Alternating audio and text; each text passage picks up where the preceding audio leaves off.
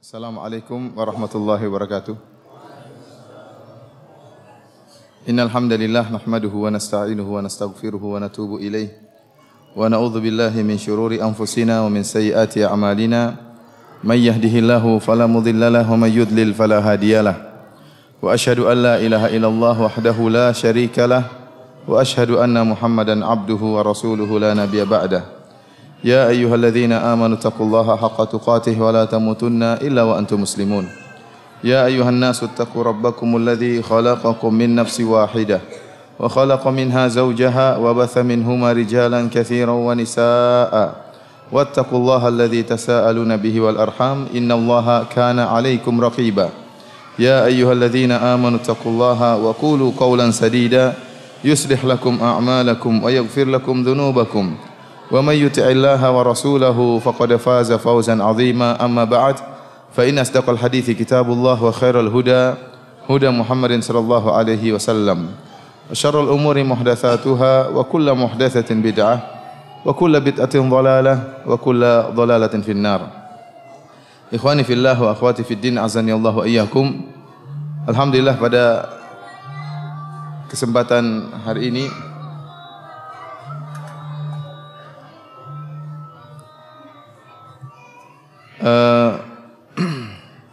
pada kesempatan yang berbahagia ini kita akan mencoba untuk mengupas tentang salah satu firqah dari firqah-firqah yang disepakati oleh para ulama tentang kesesatannya, yaitu firqah Syiah Ar-Rafidhah ya.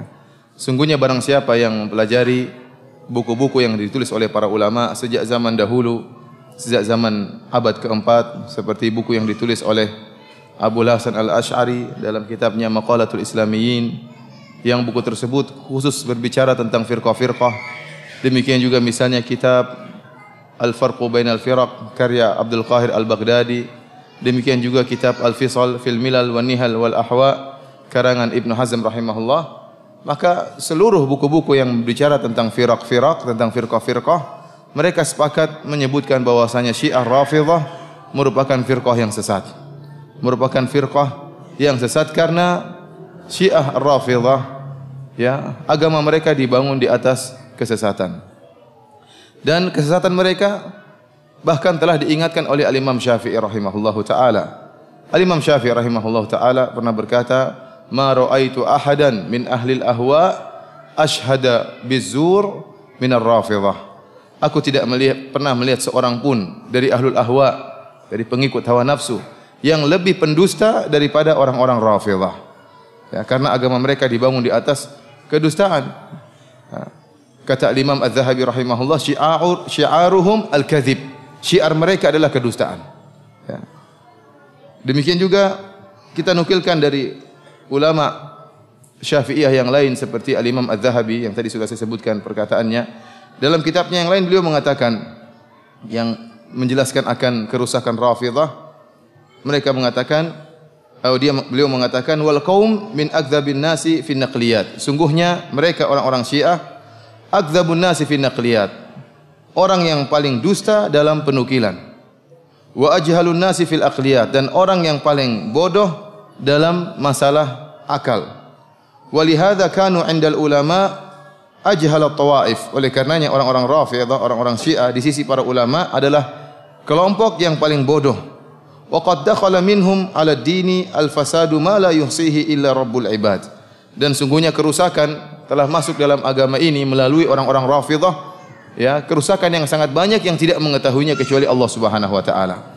Al-Imam Az-Zahabi rahimahullah, ulama besar dari mazhab Syafi'i ini, mengingatkan kita akan tiga hal. Yang pertama bahwasanya orang-orang Rafidhah adalah akdzabun nas fi naqliyat, orang yang paling pendusta dalam penukilan. Yang kedua, orang-orang Rafidhah adalah ya, ajhalun nas bil aqliyat, orang yang paling bodoh dalam masalah akal. Akan kita lihat bagaimana kebodohan orang Rafidhah, ya, agama mereka adalah agama yang dibangun dengan perkara-perkara yang tidak masuk akal. Dan yang ketiga, kata Imam Az-Zahabi rahimahullah, bahwasanya kerusakan dalam agama ini sangat banyak terjadi melewati orang-orang Rafidhah, masuk melalui orang-orang Rafidhah. Dan kita akan buktikan perkataan Imam Az-Zahabi rahimahullahu taala ini. Ikhwani fillah wa akhwati fid din azani Allah wa iyyakum. Ya. Pembahasan tentang Rafidhah kita akan berbicara secara umum, kita bagi menjadi dua. Yang pertama yaitu tentang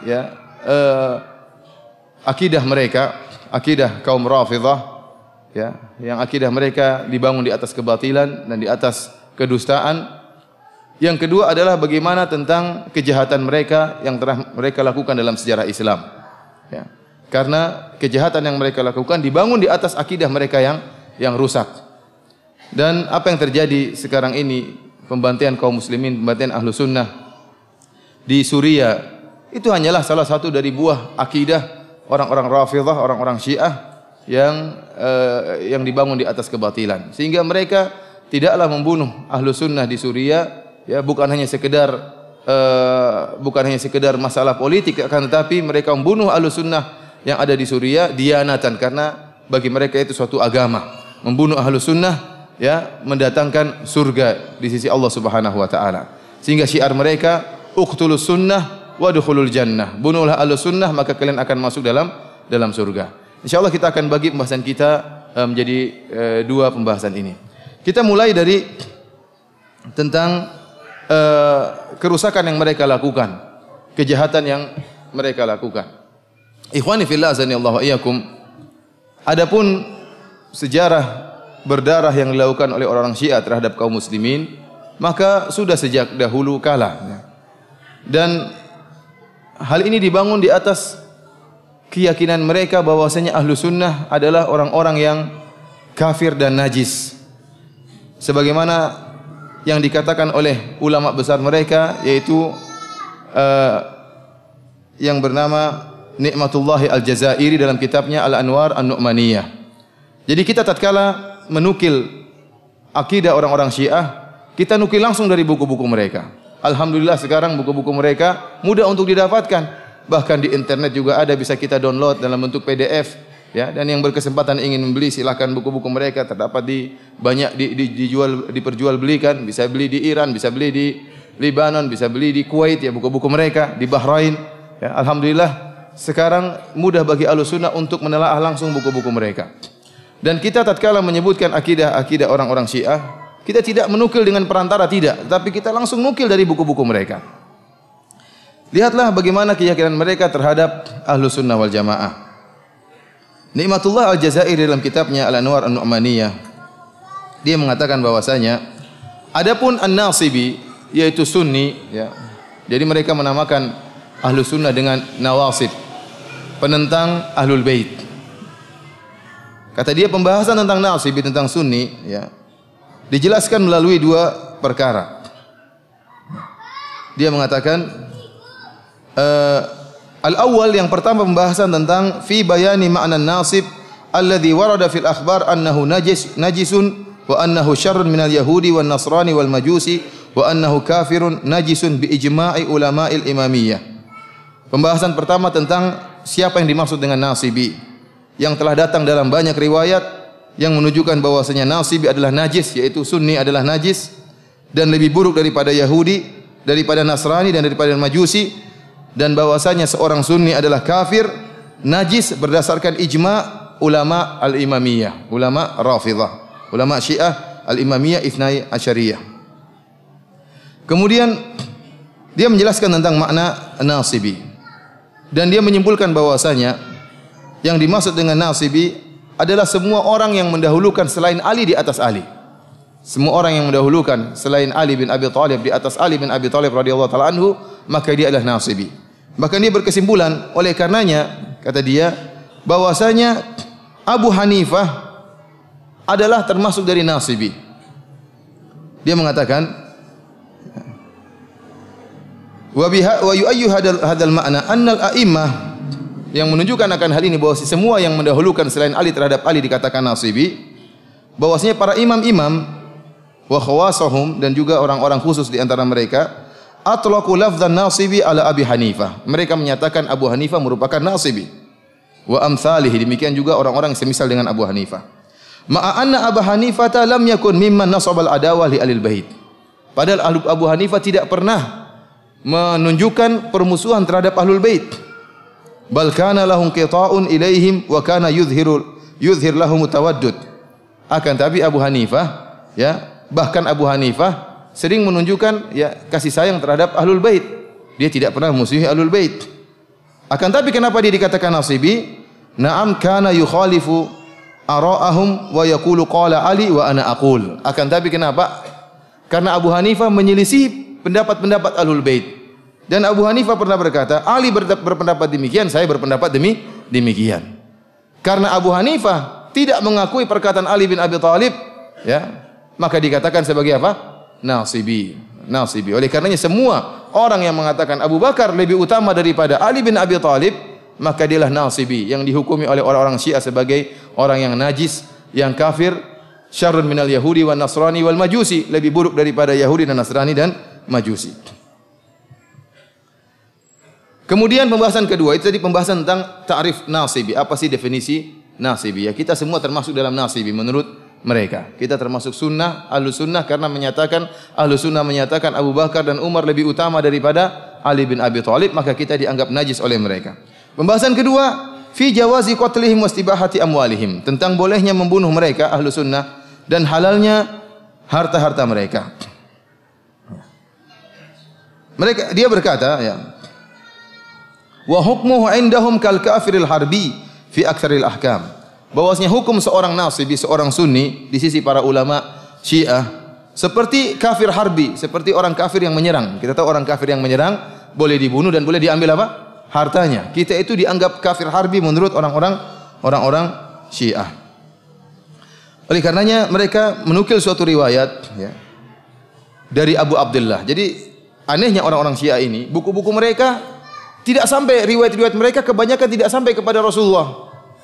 Tapi riwayat-riwayat mereka ujungnya kepada Abu Abdullah, yaitu Ja'far As-Sadiq. Ya. Jadi kalau kita buka misalnya buku Biharul Anwar, kemudian kita buku mereka seperti Al-Kulaini, Al-Kafi Al-Kulaini, kita juga buka buku mereka seperti Al-Anwar An-Nu'maniyah. Ujung-ujungnya riwayatnya kepada berkata Abu Abdullah, yaitu Ja'far As-Sadiq. Dia berkata demikian. Bagi mereka perkataan Ja'far As-Sadiq adalah perkataan yang paling tinggi, bisa mengkhususkan Al-Qur'an dan bisa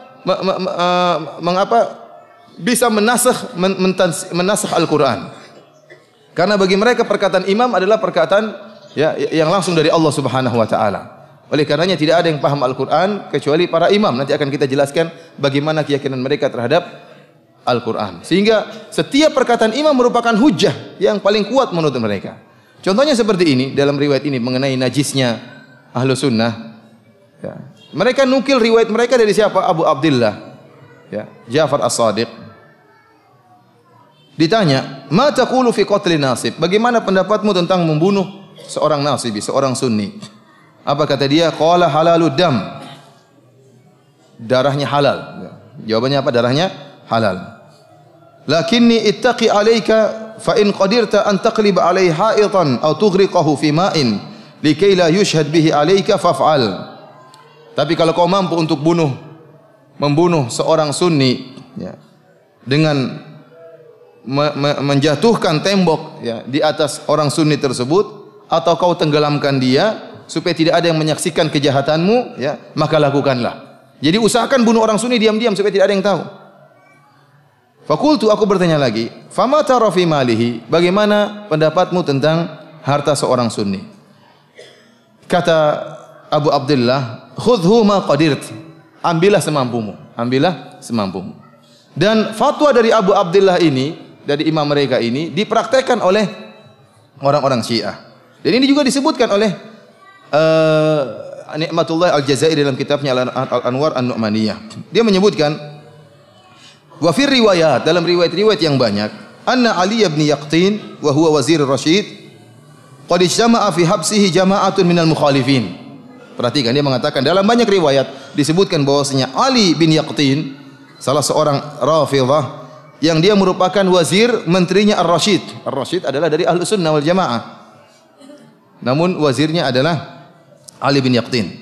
Qad ijtama'a fi habsihi jama'atun minal mukhalifin. Suatu saat di dalam penjara berkumpul sekelompok orang dari mukhalifin. Mukhalifin siapa? Ahlus Sunnah. Sampai sekarang istilah mukhalif masih mereka gunakan. Atau kalau nonton di YouTube, banyak ulama-ulama mereka mengatakan adapun al-mukhalif, adapun penyelisih kami. Penyelisih kami maksudnya apa? Ahlus Sunnah.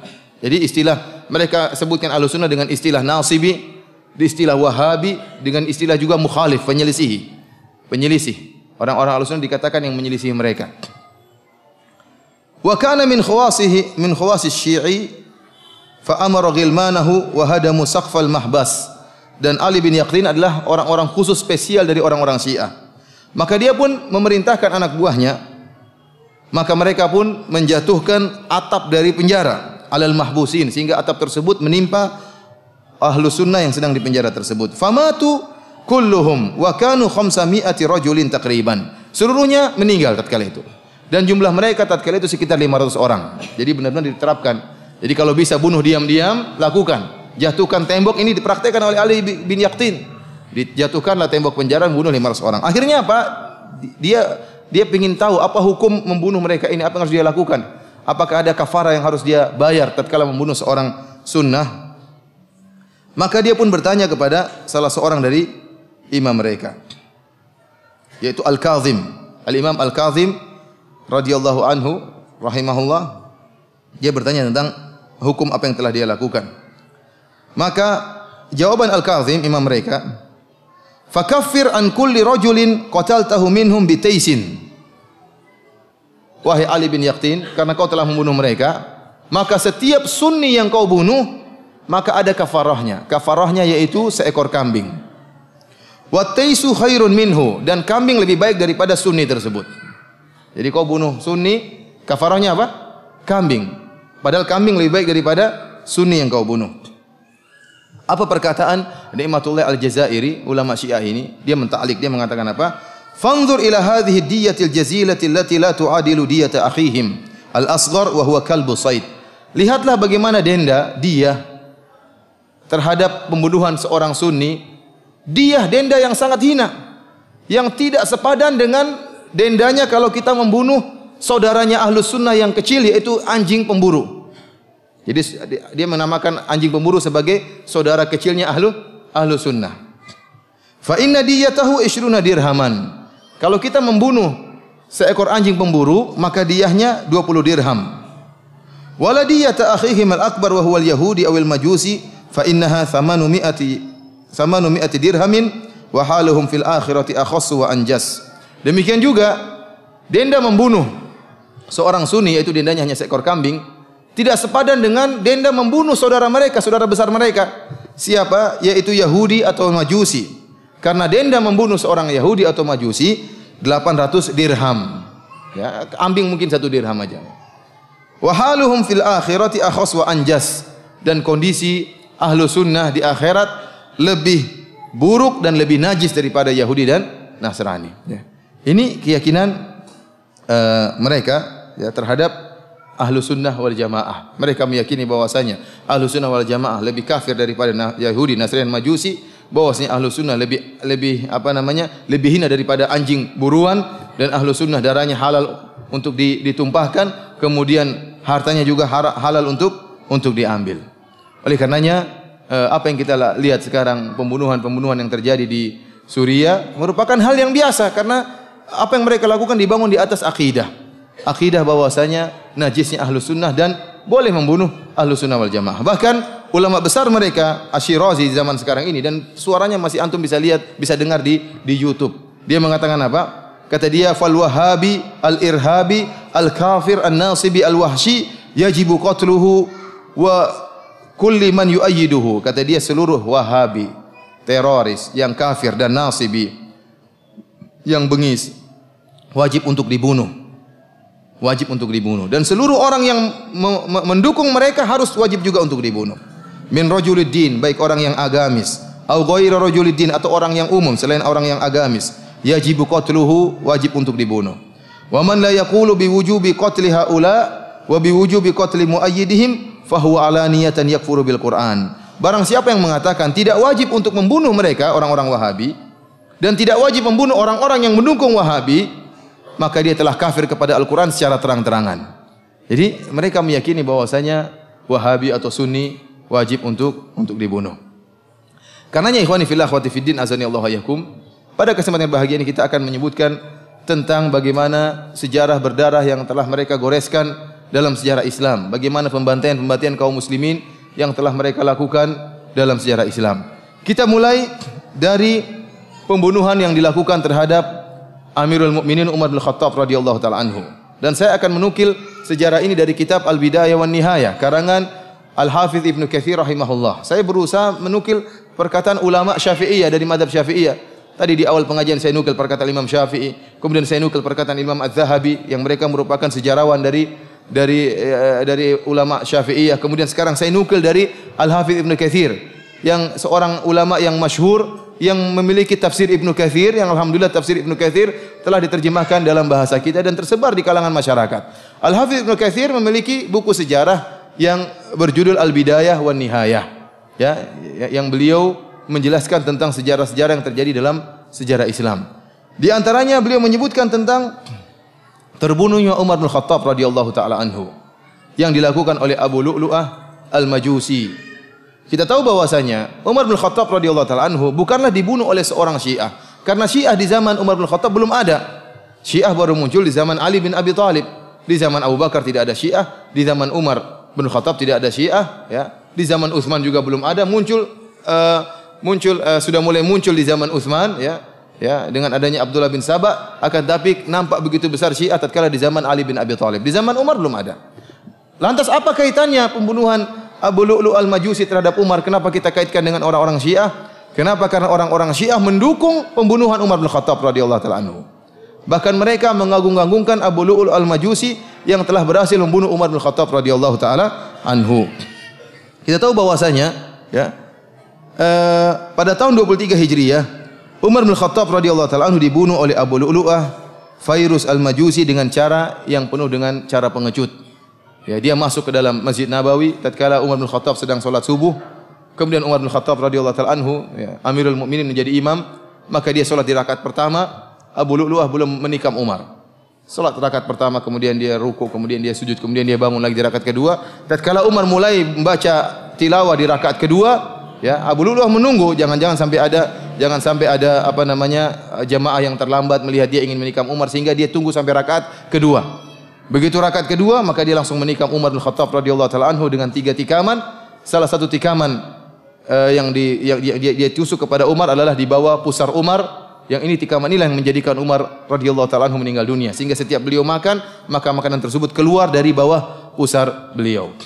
Ini dilakukan oleh Abu Lu'lu'ah Al-Majusi. Setelah itu Abu Lu'lu'ah Al-Majusi sempat, ya, diserang oleh para sahabat tatkala itu yang sedang menjadi makmum, sehingga ada sekitar 7 orang atau 8 orang yang meninggal di tempat juga dibunuh oleh Abu Lu'lu'ah Al-Majusi karena dia menggunakan khanjar, dia menggunakan belati yang bermata dua dan beracun. Sementara para sahabat tidak siap, tidak menggunakan salat, tidak membawa senjata mereka. Sehingga akhirnya dia merasa dirinya tidak bakalan selamat, maka dia pun bunuh diri. Dia pun bunuh diri. Sekarang Abu Lu'lu'ah Al-Majusi ini kuburannya diagung-agungkan di kota Iran, di kota Kashan. Antum bisa masuk di internet, antum bisa lihat sendiri bagaimana kuburannya. Kemudian ditulis oleh orang-orang Iran dengan Baba Syuja, sang pemberani, sang pahlawan. Mereka benar-benar mengagungkan Abu Lu'lu'ah Al-Majusi. Bahkan mereka sebutkan dalam buku-buku mereka bagaimana Abu Lu'lu'ah Al-Majusi adalah seorang pahlawan yang sangat hebat, ya, yang memiliki jasa yang besar dalam Islam karena telah berhasil membunuh Umar bin Khattab. Karena menurut mereka Umar bin Khattab adalah apa? Adalah tagut dan syaitan. Ya. Umar bin Khattab adalah tagut dan syaitan, dan Abu Lu'lu'ah Al-Majusi telah berhasil berjasa besar membunuh tagut dan syaitan. Akhirnya sekarang orang-orang Iran, orang-orang Syiah Rafidah mengadakan perayaan terbunuhnya Umar bin Khattab radhiyallahu taala anhu. Mereka bahagia dengan terbunuhnya Umar bin Khattab radhiyallahu taala anhu. Sebagaimana mereka merayakan hari kematian Aisyah radhiyallahu taala anha.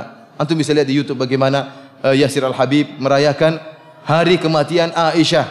Kenapa dia mengatakan hari ini adalah hari tewasnya Aisyah? Kita bergembira karena Allah memindahkan Aisyah dari dunia menuju neraka jahanam. Kita berbahagia. Ya. Jadi mereka senang dengan meninggalnya tokoh-tokoh para sahabat. Di antaranya Umar bin Khattab radhiyallahu taala anhu. Padahal kita tahu bahwasanya Abu Lu'lu'ah Al-Majusi bukanlah pemberani tapi pengecut. Dia tidak berani berduel dengan Umar bin Khattab radhiyallahu taala anhu, tetapi dia menikam dari belakang.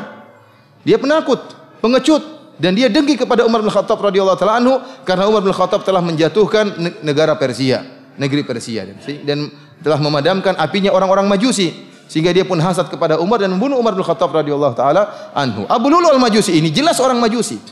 Namun orang-orang Iran, orang-orang Rafidhah menulis tulisan yang banyak menunjukkan Abu Lu'lu' adalah seorang muslim.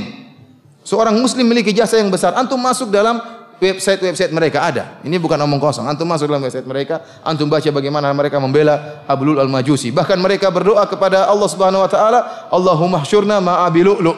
Di antara doa mereka, ya Allah, kumpulkanlah kami di padang mahsyar dengan Abu Lu'lu' al-Majusi. Kita bilang apa? Amin, ya Pak. Amin. Di antara kegoblokan orang-orang Syiah menunjukkan bahlulnya mereka. Kok bisa kuburannya Abu Lu'lu' al-Majusi ada di Iran? Abu Lu'lu' al-Majusi dibunuh di mana? Di Madinah, di Masjid Nabawi, terbunuh. Bunuh diri, bukan terbunuh, bunuh diri. Kok bisa mayatnya sekarang ada di mana? Di Iran. Ya, mereka kirim pakai kargo apa tatkala itu? Ya. Tapi demikianlah orang-orang apa? Orang-orang Iran. Agama mereka dibangun di atas khurafat. Sehingga mereka buat ada kuburan Abu Lu'lu' al-Majusi, mereka beribadah di situ, mereka bertawassul dengan Abu Lu'lu' al-Majusi karena mereka anggap Abu Lu'lu' al-Majusi adalah seorang wali di antara wali-wali Allah Subhanahu wa taala. Oleh karena kita katakan kejahatan pertama yang diagung-agungkan oleh orang-orang Syiah adalah terbunuhnya Amirul Mukminin Umar bin Khattab radhiyallahu taala anhu. Dan subhanallah, kalau antum lihat bagaimana kekejian mereka terhadap Umar bin Khattab radhiyallahu taala anhu. Umar bin Khattab radhiyallahu taala adalah seorang yang luar biasa, pemberani, seorang yang hebat, tokoh kaum muslimin, ya. Dan para sahabat pun demikian. Namun orang-orang Rafidhah ya menggambarkan tentang Umar sebaliknya. Umar dikatakan sebagai bencong, ya, sebagai orang yang homoseksual, ya. Ini dalam buku-buku mereka. Kadang kalau kita baca perkataan mereka kita tidak kuat karena saking buruknya perkataan mereka terhadap Umar bin Khattab radhiyallahu taala anhu. Kita tahu dalam hadis-hadis bagaimana Umar bin Khattab radhiyallahu taala anhu, kemuliaan Umar sangat banyak. Ya, Umar bin Khattab beberapa kali idenya disepakati oleh Allah. Allah turunkan ayat-ayat sesuai dengan idenya Umar bin Khattab radhiyallahu taala anhu. Kemudian bagaimana hebatnya Umar sehingga para sahabat mengatakan kami tidak pernah bisa sholat di Masjid Haram kecuali setelah Islamnya Umar bin Khattab radhiyallahu taala anhu. Bahkan Rasulullah SAW berdoa, ya Allah, masukkanlah Umar ke dalam Islam. Sehingga tatkala Umar bin Khattab masuk dalam Islam, maka jayalah para sahabat tatkala itu. Ada kejayaan, ada kekuatan. Kenapa? Karena Umar telah masuk Islam. Bahkan Umar, jangankan manusia, syaitan pun takut, kata Nabi SAW.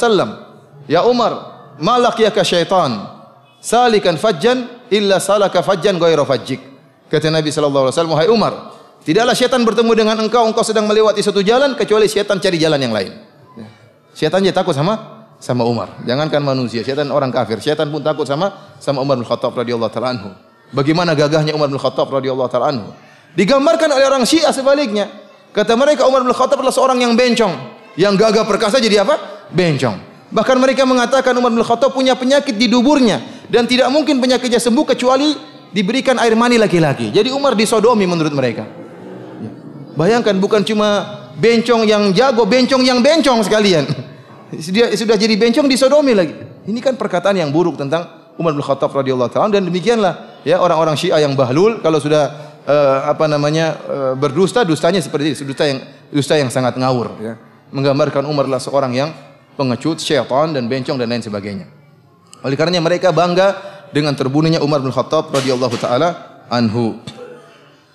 Oleh karena ikhwani fillah azanillahu wa iyyakum, mereka menafsirkan firman Allah Subhanahu wa taala, ya, yaitu Rabbana arinal ladaini adallana minal jinni wal insi naj'alhuma tahta aqdamina liyakuna minal asfalin.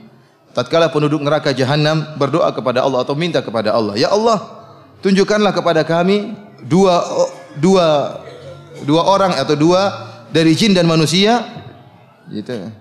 Dua makhluk dari jin dan manusia, naj'alhuma tahta aqdamina, agar kami injak-injak mereka di bawah kaki kami. Liyakuna minal asfalin, agar kedua makhluk ini ya menjadi orang-orang yang paling rendah. Kata mereka, dua makhluk ini yang akan diinjak-injak di neraka jahanam dari jin dan manusia adalah Umar dan Abu Bakar. Ini perkataan mereka dalam kitab Biharul Anwar. Biharul Anwar ini kitab yang paling mulia, paling top di sisi mereka. Jadi ada beberapa kitab yang top di antara mereka seperti Al-Kafi karangan Al-Kulaini, kemudian juga Biharul Anwar karangan Al-Majlisi.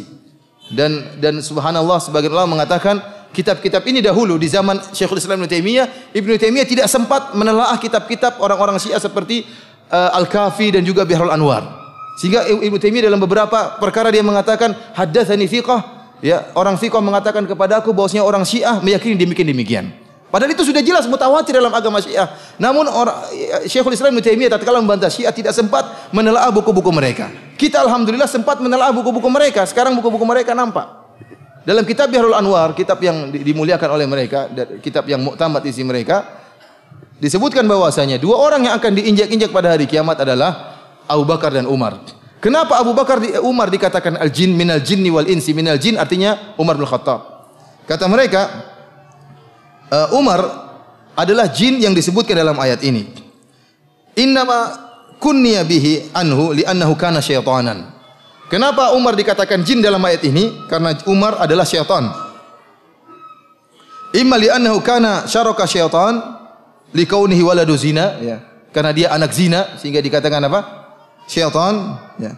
Au li'annahu kana fil makr wal khadi'ah ka syaitan, atau dia memang tatkala menipu, ya, seperti syaitan. Sehingga mereka mengatakan Umar apa? Syaitan dan jin dan tagut dan yang sebagainya. Ikhwani fillah azanillahu wa iyyakum. Ini kejahatan pertama sejarah berdarah yang didukung oleh orang Syiah. Adapun kejahatan berikutnya yang dilakukan oleh orang Syiah, ya, seperti pengkhianatan besar-besaran yang dilakukan oleh seorang Rafid yang bernama Ibnul Alqami dan juga Nasiruddin At-Tusi Ar-Rafidhi yang menyebabkan terbunuhnya sekitar 1,5 juta kaum muslimin di kota Baghdad.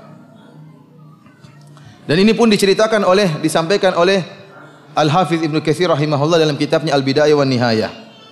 Yang peristiwa tersebut terjadi pada tahun 656 Hijriyah di zaman Khalifah Al-Mu'tasim.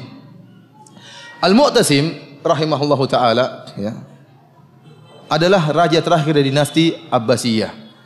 Dan dia memiliki seorang perdana menteri yang bernama Ibnul Alqami. Ibnul Alqami seorang Rafidhah dan hakut, sangat dengki kepada Ahlu Sunnah wal Jamaah. Ya, padahal dia sudah dibaiki oleh Al-Mu'tasim bertahun-tahun, dia menjadi perdana menteri, dimuliakan oleh Al-Mu'tasim. Namun ingat, orang Syiah memiliki makar, senantiasa berharap kapan Ahlu Sunnah bisa habis, bisa dihancurkan. Sehingga tatkala dia ingin menghancurkan, ya, dinasti Ahlu Sunnah, dia membuat rencana jangka panjang. Orang Syiah itu bukan orang-orang yang tidak punya tanzim, tidak punya aturan, enggak, mereka punya aturan dan mereka punya rencana-rencana. Rencana berapa tahun berikutnya, rencana 50 tahun berikutnya, ya, untuk menguasai dunia, untuk menghabisi Ahlus Sunnah. Di antaranya rencana yang dilakukan oleh Ibnu Al-Qam, dan ini disebutkan oleh Ibnu Katsir rahimahullahu taala. Makanya saya sering mengangkat Ibnu Katsir karena saya tahu kebanyakan kita di tanah air Indonesia bermadzhab Syafi'i. Maka ingatlah, ini perkataan ulama Syafi'iyah. Apakah kita mendustakan perkataan Imam Syafi'i? Apakah kita mendustakan perkataan Imam Az-Zahabi? Apakah kita mendustakan perkataan Al-Hafidz Ibnu Katsir rahimahullah yang telah menjelaskan akan bahayanya Rafidhah? Ya. Karena sekarang banyak orang-orang yang mengaku bermadzhab Syafi'i, ya, berkhianat dan mengesankan bahwasanya Syiah tidak ada masalah. Syiah adalah saudara-saudara kami. Ini adalah pengkhianatan, kedustaan yang mereka lakukan terhadap rakyat atau Ahlus Sunnah yang bermadzhab Syafi'iyah. Ibnu Katsir menyebutkan bahwasanya Ibnu Al-Alqami tatkala ingin menghancurkan Ahlus Sunnah, maka dia meletakkan rencana jangka panjang. Pertama, dia merayu khalifah untuk, ya, mengurangi gaji para tentara.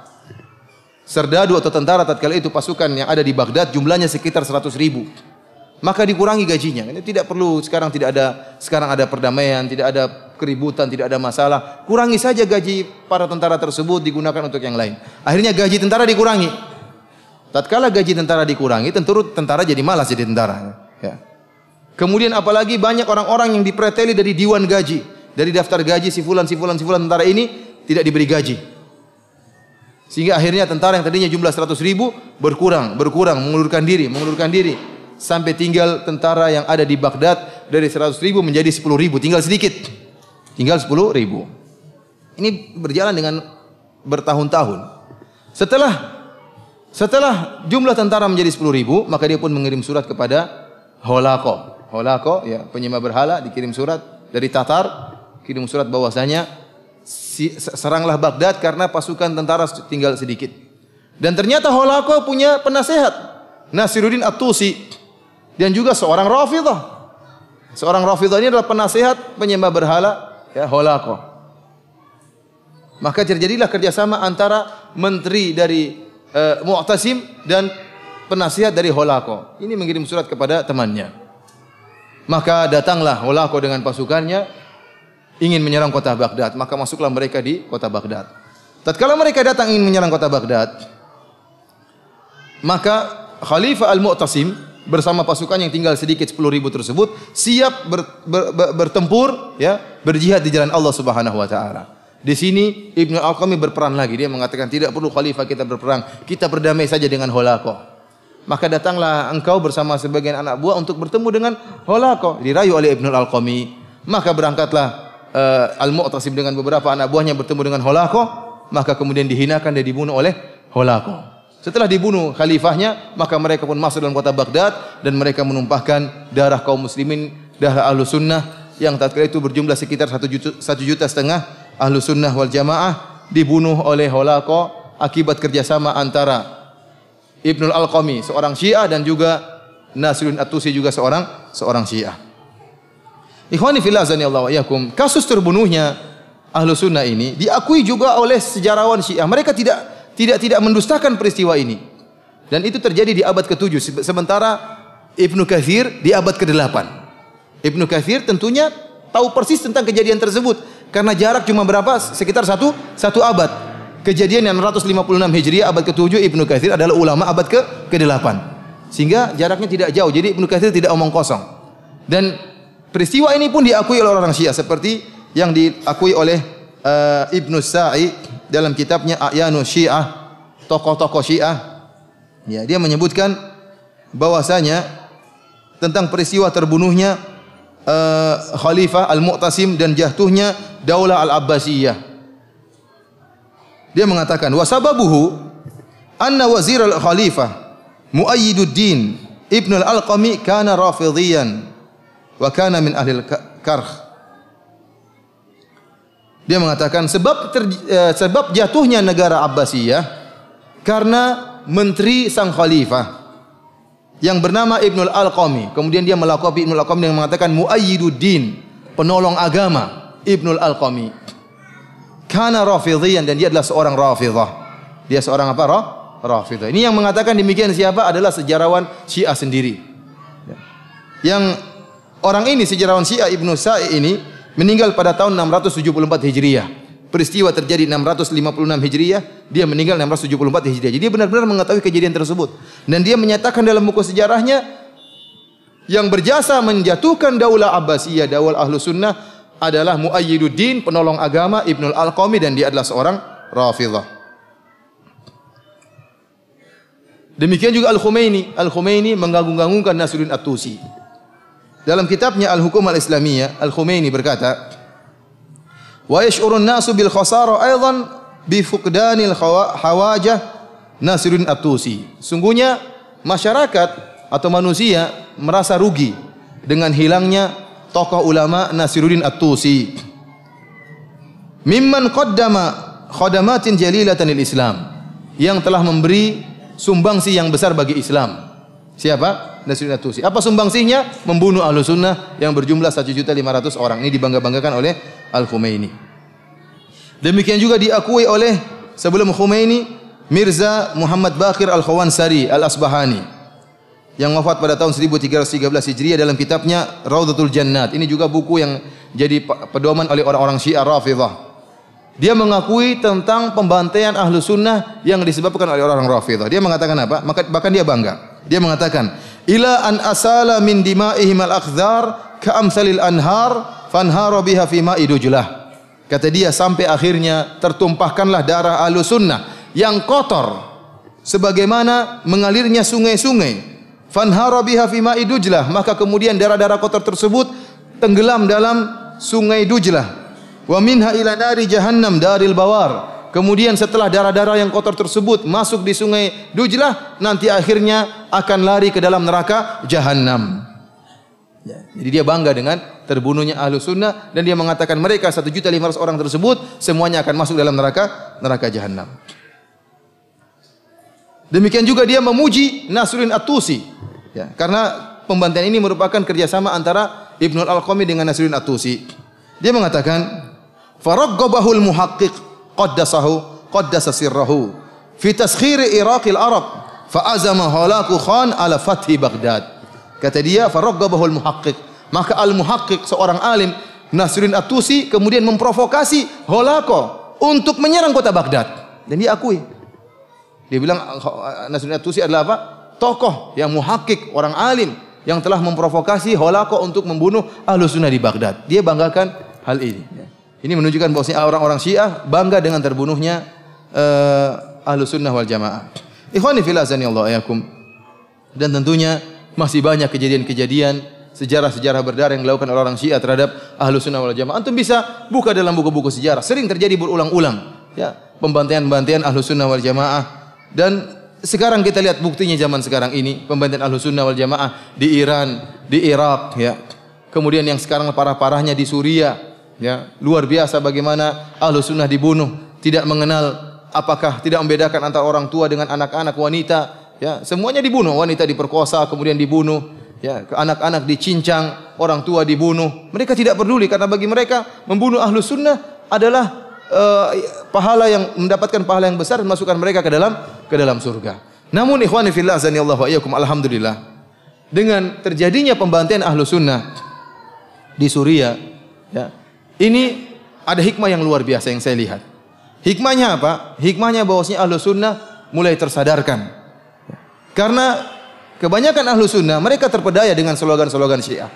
Syiah senantiasa melakukan taqiyah. Dia mengatakan kami adalah bersaudara, kami adalah saudara kalian. Kita Syiah adalah mazhab kelima. Bahkan ini didukung oleh ulama-ulama Ahlus Sunnah yang terpedaya dengan mereka atau yang dibeli oleh mereka, karena sebagian ulama Ahlus Sunnah dibeli oleh orang Syiah, orang Iran, sehingga mereka pun bela-bela mazhab Iran, mazhabnya orang-orang Syiah. Namun tatkala terjadi pembantaian di Suriah, ya, sekarang terbuka mata Ahlus Sunnah bagaimana bahayanya orang-orang Rafidhah. Saya dahulu tatkala ke Madinah sekitar 12 tahun yang lalu, kalau saya berbicara dengan orang Saudi, saya bilang, bahaya bagaimana orang Syiah di tempat kalian. Kata mereka, kata orang Saudi, ya akhi, mereka juga saudara kita. Musuh kita sama Yahudi dan Amerika. Kita orang Syiah saudara kita. Mereka juga Islam, nabi mereka juga Muhammad, Tuhan mereka juga Allah Subhanahu wa taala. Itu dulu perkataan mereka. Sekarang tidak ada lagi perkataan seperti itu. Sekarang Ahlus Sunnah sudah sadar akan bahayanya orang-orang Syiah, bagaimana mereka membasmi Ahlus Sunnah di mana-mana. Mereka membunuh saudara-saudara kita di Iran, mereka membunuh saudara-saudara kita di Irak dengan begitu sadisnya, apalagi sekarang yang ada di Suriah. Sehingga sekarang taqiyah yang mereka lakukan tidak bermanfaat. Sekarang di seluruh negeri Arab, orang-orang Syiah tidak bisa bertaqiyah lagi. Percuma, karena sudah ketahuan, tidak mungkin. Ya. Tidak mungkin lagi mereka bertaqiyah. Mereka ingin menyembunyikan akidah mereka, sekarang sudah terbongkar dengan bagaimana mereka membantai Ahlus Sunnah di Suriah. Dan sekarang orang-orang Syiah semua bersatu, baik Iran maupun Libanon dengan Suriah, tentara Suriah bergabung menyerang Ahlus Sunnah wal Jamaah. Dan ini adalah perang agama, bukan perang politik. Ya. Perang agama, buktinya orang-orang Iran semua gabung, orang-orang Syiah semua gabung dalam barisannya Bashar al-Assad untuk menyerang Ahlus Sunnah wal Jamaah. Namun ikhwani fillah azanillahu wa iyyakum, yang saya khawatirkan adalah di tanah air kita. Di tanah air kita ini orang-orang masih banyak bisa ditipu, masih banyak bisa dibohongi. Taqiyahnya orang-orang Syiah di tanah air kita laris. Masih laris. Kenapa? Karena orang-orang Indonesia orang yang baik-baik, ya, sering berhusnudzon, ya. Sehingga tatkala orang Syiah mengatakan kami saudara, mereka masih mempercayai kedustaan orang-orang Syiah. Bahkan ada beberapa berita-berita dusta yang disebarkan oleh orang-orang Iran, ya, orang-orang Syiah, yang ditelan mentah-mentah oleh orang-orang Indonesia. Ya, seperti kasus beberapa kali saya sebutkan atau saya tulis di website tentang beberapa berita kedustaan yang digembar-gemborkan oleh orang-orang Iran. Seperti berita misalnya mereka mengatakan pemerintah Saudi akan membongkar kuburan Nabi dan memindahkan kuburan Nabi di tempat yang lain. Ini ternyata setelah dicek, beritanya berasal dari kantor berita Farsi Agency, kantor beritanya orang-orang Iran. Ya, dan kita sudah cek sendiri, ternyata benar dari kantor berita Iran. Lihat bagaimana berita ini termakan atau ditelan mentah-mentah oleh sebagian orang Indonesia. Bahkan ikut disebarkan sebagian orang-orang yang benci kepada kerajaan Arab Saudi, ikut menyebarkan untuk menjelek-jelekan Arab Saudi. Padahal itu adalah bualannya orang-orang Syiah. Lihatlah bagaimana liciknya orang-orang Syiah. Sekarang pemerintah Saudi punya niat baik memperluas Masjid Nabawi dan memperluas Masjidil Haram, dan sudah dilakukan oleh sejak zamannya Malik Fahad, Raja Fahad. Kemudian sekarang dilanjutkan oleh proyek tersebut oleh Raja Abdullah. Maka ingin memperluas Mekah, dan sekarang kita bisa lihat bagaimana perluasan Mekah, proyek raksasa yang luar biasa demi berkhidmah kepada kaum muslimin. Dan di antaranya juga akan terjadi proyek pelebaran Masjid Nabawi, dan saya dengar akan dikerjakan setelah pelaksanaan ibadah haji, karena sekarang belum mulai dikerjakan. Dan itu memerlukan biaya yang sangat luar biasa, dan semuanya dilakukan demi khidmah kepada kaum muslimin. Bukankah ini kebaikan kerajaan Arab Saudi? Ini kebaikan. Tetapi orang-orang Iran untuk memalingkan dari kebaikan Arab Saudi, dia buat isu bahwasanya kerajaan Arab Saudi akan memindahkan kuburan Nabi sallallahu alaihi wasallam.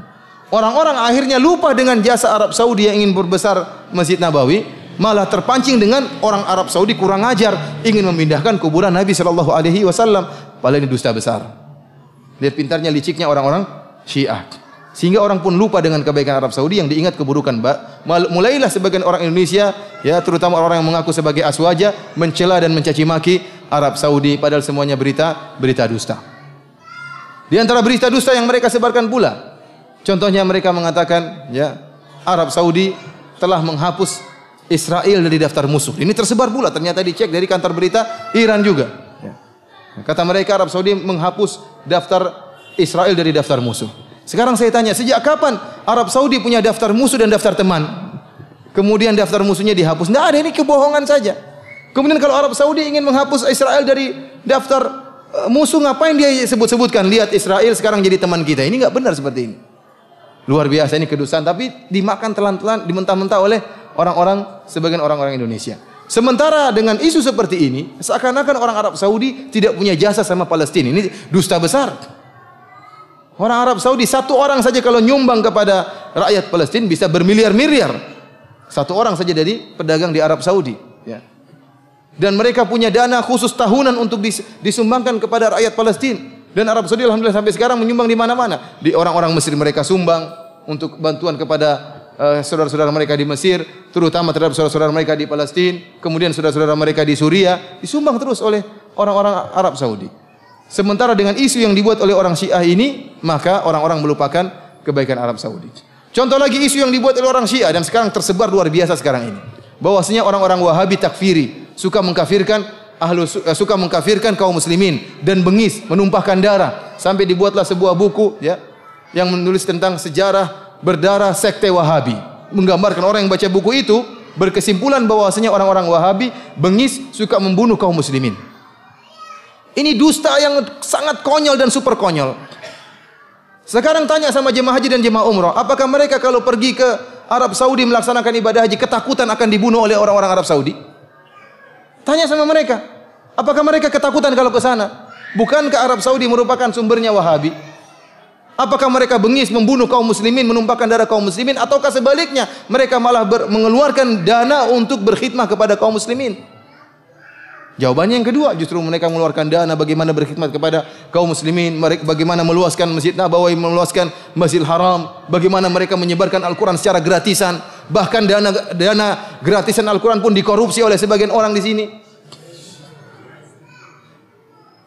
Sampai saya ketemu sama sebagian orang Saudi, dia mengatakan, bagaimana Aceh sekarang? Apakah mereka sudah bisa bangun rumah?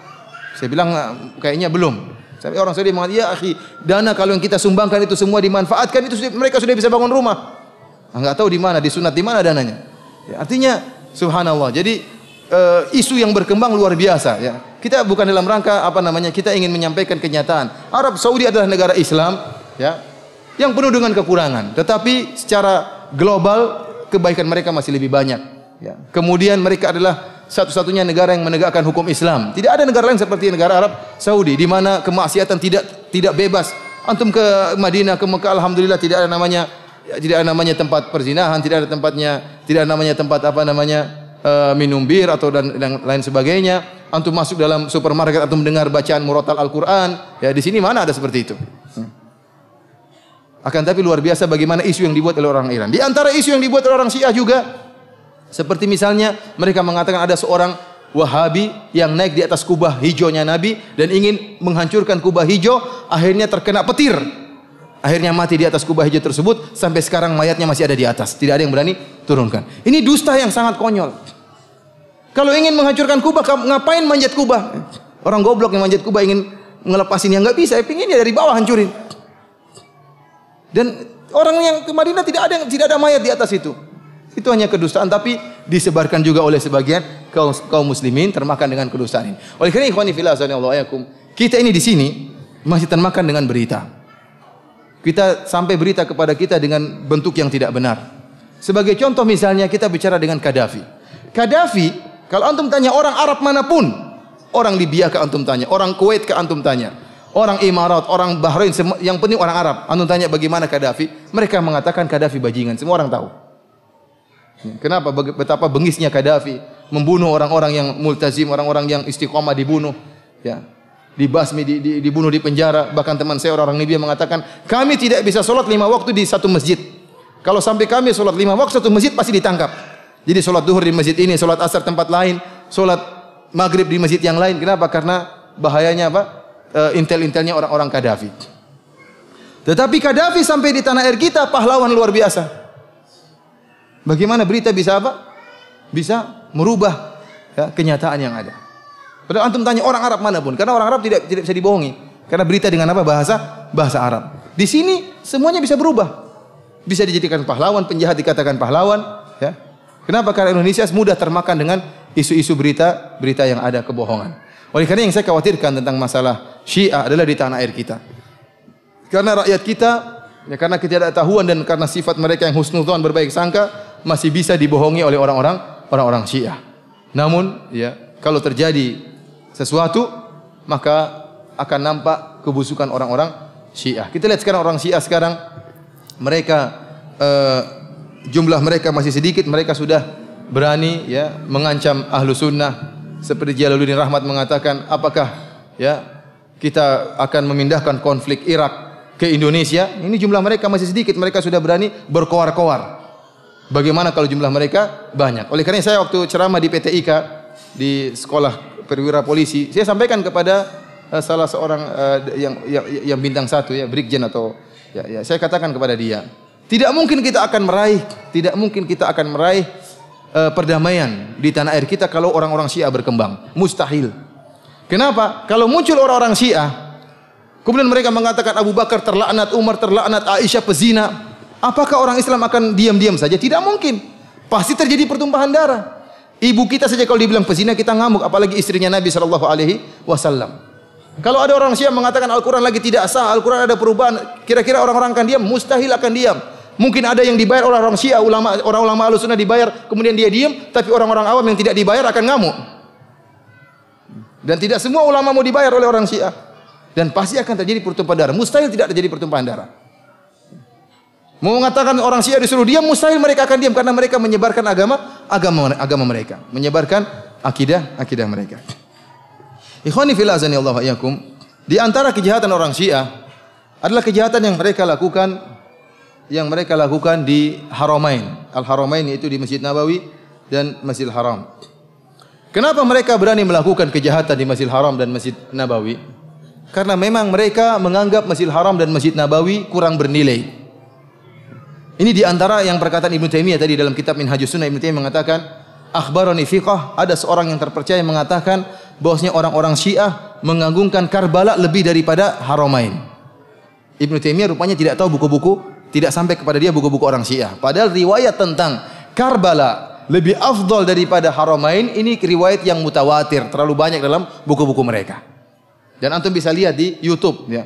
Saya pernah lihat di YouTube bagaimana ceramah-ceramah mereka tentang Karbala. Dan antum bisa masuk dalam website mereka bagaimana keutamaan tanah Karbala. Di antaranya saya sebutkan suatu riwayat ya. Qala Ja'far As-Shadiq, dialah Abu Abdullah, dia mengatakan tentang keutamaan tanah Karbala. Inna ardal Ka'bah qalat, sungguhnya tanah Ka'bah yaitu tanah yang di atasnya Ka'bah berkata, man misli wa qad buniya baitullahi ala dhahri. Siapa yang seperti saya? Telah dibangun rumah Allah di atas saya. Ya'tini nasu min kulli fajin amiq. Orang-orang telah datang kepada saya dari segala penjuru dunia ini. Wa ju'iltu haramallahi wa amnahu. Dan aku dijadikan sebagai tanah suci. Ini ceritanya kata Ja'far bahwasanya tanah Ka'bah lagi pamer, lagi sombong. Apa kata Ja'far? Fa'auhallahu ilaiha an kufi wa qarri. Maka Allah Subhanahu wa taala pun memberi wahyu kepada tanah Ka'bah, diamlah kamu, jangan banyak omong, diam. Ma fadlu ma fudilti bihi fima a'taitu Karbala ila bi manzilatil ibrah ghurisat fil bahr fahamalat min ma'il bahr. Kata Allah Subhanahu wa taala, wahai Ka'bah, wahai tanah Ka'bah, tidaklah keutamaanmu dibandingkan dengan keutamaan Karbala kecuali seperti jarum yang dimasukkan ke dalam lautan, kemudian dicabut jarum tersebut, keutamaanmu itulah di jarum tadi. Adapun lautan adalah keutamaan apa? Karbala. Walaula turbatu Karbala ma faddaltuki. Kalau bukan karena tanah Karbala, saya tidak akan muliakan engkau wahai tanah Ka'bah. Walaula man tadammanahu ardu Karbala ma khalaqtuki, wahai tanah Ka'bah. Kalau bukan karena di Karbala ada Husain dikubur di tanah Karbala, saya tidak akan memuliakan, tidak akan menciptakan engkau wahai siapa? Wahai tanah Ka'bah. Ini subhanallah. Ini tertulis dalam buku-buku mereka, jelas bahwasanya tanah Karbala lebih afdal daripada tanah Ka'bah. Bahkan saya pernah dengar ceramah di YouTube dari salah seorang ulama mereka dia mengatakan apa? Dia mengatakan tanah Karbala afdal dan lebih suci daripada tanah suci Mekah. Kenapa? Tanah suci Mekah kalau didatangi jemaah haji terasa sempit. Tapi kalau tanah Karbala dia bisa melebar. Jadi tanahnya bisa melar, apa? Ini bahlul sama orang siapa? Khurafat isinya. Kemudian kenapa Allah mengatakan kalau bukan tanah Karbala saya tidak akan ciptakan engkau wahai tanah Ka'bah. Yang duluan disucikan tanah Ka'bah atau tanah Karbala? Tanah Ka'bah. Karbala belakangan jadi suci. Kalau Husain dikubur di situ baru jadi suci. Husain kapan meninggalnya? Jauh. Tahun sekitar 80-an Hijriah. Taib sebelumnya tanah Ka'bah bagaimana? Kata dia dalam riwayat ini, kalau bukan ada Husain, saya tidak akan ciptakan engkau. Kalau bukan ada Husain dikubur di tanah Karbala, saya tidak akan ciptakan engkau wahai tanah Ka'bah. Ini khurafat yang luar biasa. Di antaranya mereka berkata tentang menziarahi kuburan Husain di Karbala lebih afdal daripada haji. Kata mereka dalam riwayat mereka, dalam kitab Furu' al-Kafi, ya, dikatakan inna ziyarata qabril Husain ta'dilu 20 hajjah wa afdal min 20 umrah wa hajjah. Sungguhnya menziarahi kuburan Husain itu sama dengan 20 kali haji. Wa afdal dan lebih baik daripada 20 umrah wa hajjah, dan afdal daripada 20 umrah dan haji. Ada seorang yang berkata kepada seorang Rafidhah berkata kepada imamnya, dia mengatakan, "Ini hajjatu tis'a asyrata hajjah." Kata dia, wahai imam, saya sudah hajian 19 kali. Wa tis'a asyrata umrah, dan saya sudah umrah 19 kali. Maka sang imam berkata sambil mengejek, dia mengatakan apa? Hujjatan ukhra wa tamir umratan ukhra tuktab laka ziyaratu qabril Husain alaihi salam. Kalau begitu tambah lagi satu hajimu dan tambah lagi satu umrahmu supaya kau dicatat seperti menziarahi kuburan apa? Husain. Ya ikhwan, di sini antum lihat jelas bahwasanya mereka merendahkan tanah suci haram dan Mekah dan Madinah. Mereka lebih mengutamakan tanah Karbala karena ibadah mereka adalah menyembah apa? Menyembah mayat. Ibadah mereka adalah menyembah manusia. Sampai ada antum lihat di YouTube bagaimana ya perkataan seorang tentara Bashar al-Assad yang akan meninggal sudah sakaratul maut, dia masih mengatakan apa? Dia masih mengatakan labbaik ya Zainab, labbaik ya Husain, ya Ali madad. Antum lihat di internet ada. Sudah berdarah berlumuran darah dia mengatakan, aku penuhi panggilanmu wahai Zainab. Bukan labbaik Allahumma labbaik, aku penuhi panggilanmu ya Allah, tapi apa? Labbaik ya Husain, labbaik ya Zainab, ya Ali madad, wahai Ali pertolonganmu. Dan ini sering kalau kita tawaf di Ka'bah mereka mengatakan al-madad ya Ali, al-madad ya Husain, al-madad pertolonganmu. Bukan minta kepada Allah tapi kepada Ali dan Husain dan teman-temannya. Ini kesyirikan yang nyata. Kesyirikan yang nyata, meminta kepada mayat bukan minta kepada Allah Subhanahu wa taala. Allah mengatakan, "Amma yujibul mutarra idza da'ah." Siapa yang bisa menyelamatkan orang-orang dalam keadaan kondisi terdesak kecuali Allah Subhanahu wa taala. Dan saya sering sampaikan logika kepada sebagian ikhwah. Sekarang ya ikhwan ya, di antara yang menunjukkan bahwasanya tawasul meminta kepada mayit merupakan syirik akbar ya. Sekarang sebagai logikanya contohnya gini. Antum sekarang misalnya ingin meminta sesuatu di Bapak Presiden misalnya. Tapi antum tahu kalau antum minta presiden langsung tidak akan diterima. Karena presiden tidak kenal antum. Dan antum tahu ada seorang menteri yang bisa memberi syafaat kepada antum, minta kepada presiden. Akhirnya antum pergi ke menteri tersebut. Antum mengatakan, Pak Menteri, tolong saya Pak Menteri, sampaikan ke presiden, Pak Menteri, saya begini-begini Pak Menteri, saya ada kondisi dalam keadaan darurat Pak Menteri, saya sangat butuh, tolong sampaikan kepada presiden, dan seterusnya. Antum merengek kepada menteri tersebut. Saya tanya sama antum, waktu antum merengek sama menteri tersebut, kerendahan antum kepada menteri atau kepada presiden? Kepada siapa? Menteri atau presiden? Kepada menteri. Bahkan bisa jadi presiden antum lupakan. Bisa jadi presiden antum apa? Lupakan. Benar-benar antum merendah dan merengek kepada sang menteri. Itulah yang terjadi kepada para penyembah kubur. Tatkala mereka ya wali, ya ini, ya minta, benar-benar mereka lupa kepada Allah, seakan-akan kunci pengabulan daripada wali tersebut. Kalau wali bilang na'am, akan turun mandat dari presiden. Kalau wali bilang iya, akan turun. Wali ridha, maka akan turun otomatis mandat dari presiden. Sehingga kerendahan mereka, kehinaan mereka kepada penghuni kubur. Inilah kesyirikan yang nyata. Ibadah orang-orang Syiah adalah penyembah terhadap penghuni kubur, kepada Husain, kepada Ali dan yang lainnya. Kita katakan Ali dan Husain dan adalah wali-wali Allah Subhanahu wa taala, namun mereka tidak berhak untuk disembah. Jangankan Ali dan jangankan Husain, Isa bin Maryam, seorang nabi yang lebih mulia daripada Ali dan Husain dan yang lainnya, tidak berhak untuk diibadahi, apalagi sekedar wali-wali seperti itu. Ikhwani fil azani Allah yakum. Karena mereka merendahkan tanah suci Mekah dan Madinah, sehingga mereka berani berbuat onar di Mekah dan Madinah.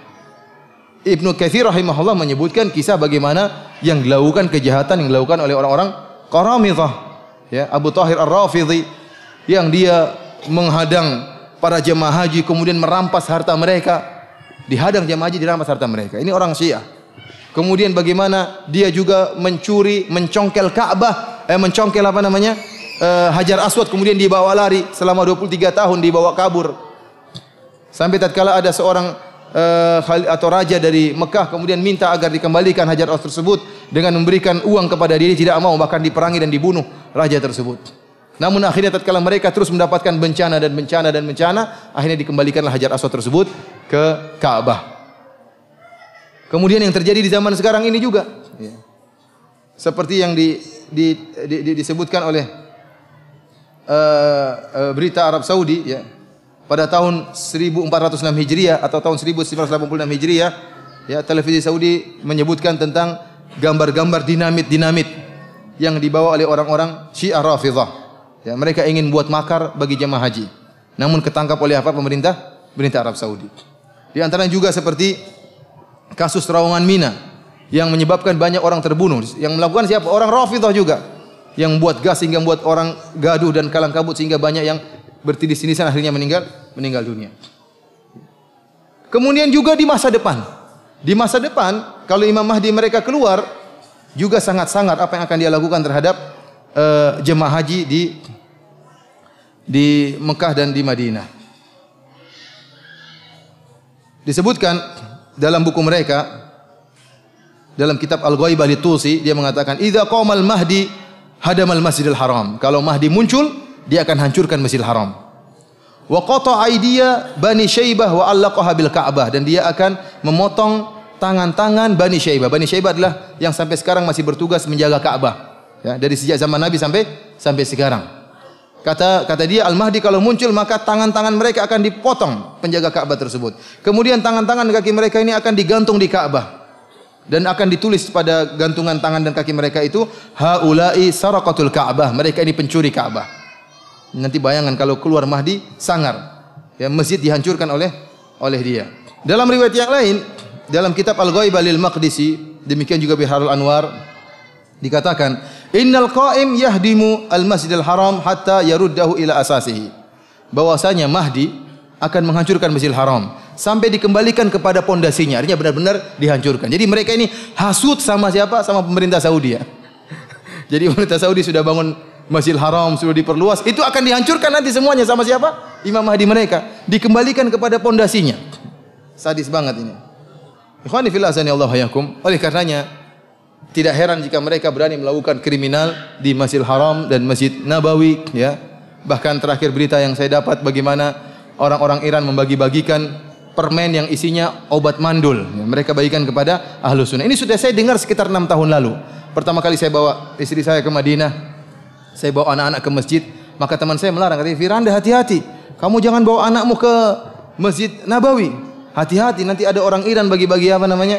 Bagi-bagi permen obat mandul. Saya dalam hati saya orang ini khurafat ya. Terlalu suudzon. Bagi saya dia terlalu suudzon. Di zaman tersebut belum ada pembunuhan-pembunuhan seperti seramai sekarang ini. 7 tahun lalu ya, belum ada. Belum ada pembantian, belum ada YouTube sebagaimana seramai sekarang ini. Saya tidak membenarkan perkataan dia. Sekarang baru terbukti. Ternyata ada orang Iran ditangkap di Masjid Nabawi karena membagikan permen yang isinya obat apa? Obat mandul. Agar Ahlus Sunnah nanti ke depan sedikit jumlahnya sehingga mudah untuk diserang kalau muncul Imam Mahdi. Jadi Imam Mahdi yang akan muncul nanti sangat sangar. Imam Mahdinya orang-orang Syiah. Sangat sangar dan dia pertama kali tatkala dia muncul, dia akan pergi ke Masjid Nabawi, kemudian dia akan mengeluarkan mayat Abu Bakar dan mayat Umar, kemudian digantunglah mayat Abu Bakar dan Umar tersebut di pohon korma. Di pohon korma yang kering. Ini disebutkan dalam buku-buku mereka, dalam Biharul Anwar dan juga dalam kitab Al-Anwar An-Nu'maniyah, dalam kitab-kitab yang lain. Setelah digantung mayat Abu Bakar dan Umar, pohon korma yang tadinya kering menjadi basah kemudian menjadi segar dan mengeluarkan buahnya dan daun-daunnya. Ini istidraj dari Allah kata mereka.